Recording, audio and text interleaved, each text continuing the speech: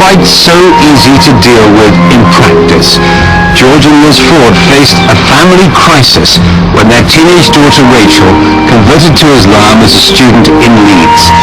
Well, when I was at school, we didn't have religious education into other religions. It was just Christianity. So unfortunately, my understanding of other religions was very poor.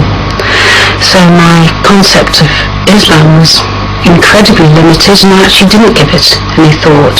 Prior to Rachel undergoing her conversion, I had the impression, being fed by the media in her diet, and by perhaps populist films, that most Muslims were kind of hell-bent on the destruction of Western civilization, or kind of extremist fundamentalists. I first became exposed to Islam when I first came to university. Back at home in my village there really aren't any Muslims at all. When I came to Leeds, obviously there was quite a few, and I was very curious. I think at the end of the day I basically just wanted answers as to why we were here, what was our purpose.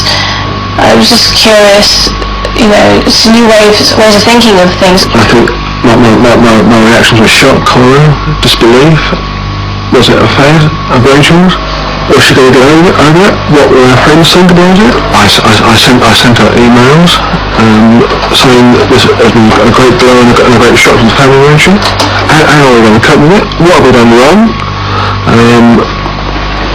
Why have we rejected our ideals, our religion, our dress code, our personal code, all out the window? Why? What have we done so wrong? I just emailed him back and I said, it's not like I've come home and said I'm gay or I'm taking drugs or anything like that.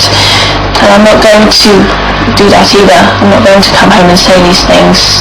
When she started to cover herself from head to toe in reams of cloth and wouldn't have her hair showing, and basically it seemed to me she didn't care what she looked like. If I was to take the hijab off tomorrow and walk out in the street, my hair loose, my mother would be dancing in the street. She'd be very happy because she doesn't want me to hide. She feels like, I guess she feels I'm hiding behind it, but I'm not. I actually feel more secure. I feel that less people are staring at me for the wrong reasons. My main thought process was this. Do we rip the family apart for the sake of religious dogma, or do we concentrate on our family and keep the whole aspect of family life together? From the point of view that the best line of action was to take was that we loved our daughter so much that we were prepared to not lose her and to accept her standpoint and her religious beliefs. When we go and see Rachel at university, it just seems strange. They know her as Latifa. They don't know her as Rachel. I will call her Rachel. I haven't actually changed my name. I've just added to it. I felt I needed to because Rachel at the end of the day was my Christian name. It was a name that was given to me on the day that I was christened. I'm not a Christian anymore. But while her family has come round, it's been a different story with their wider social circle. Local friends were very much against the situation on a covert basis rather than an overt basis, giving grimaces, frowns, a kind of vibe of disbelief. Colleagues, we are, I believe, locally respected people. They were very polite, but they were polite for our benefit and not for the benefit of Rachel.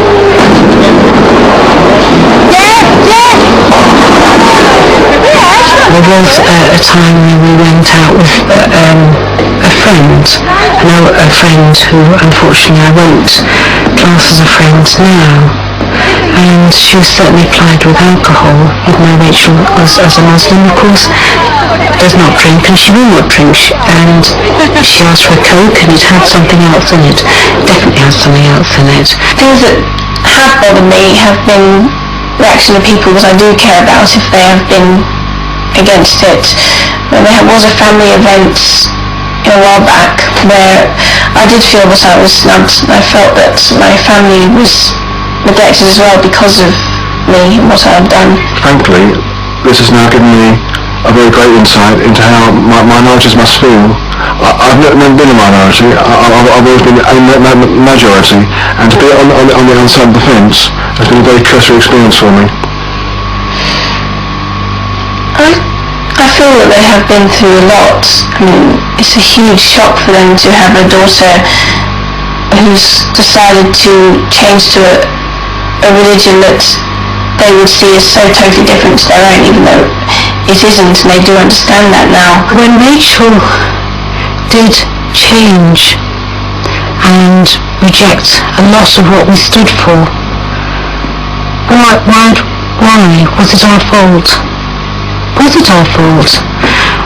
Well, now I can say no, it's not, because we did do our best. We're only human beings, and now we actually have a very forthright, intelligent, independent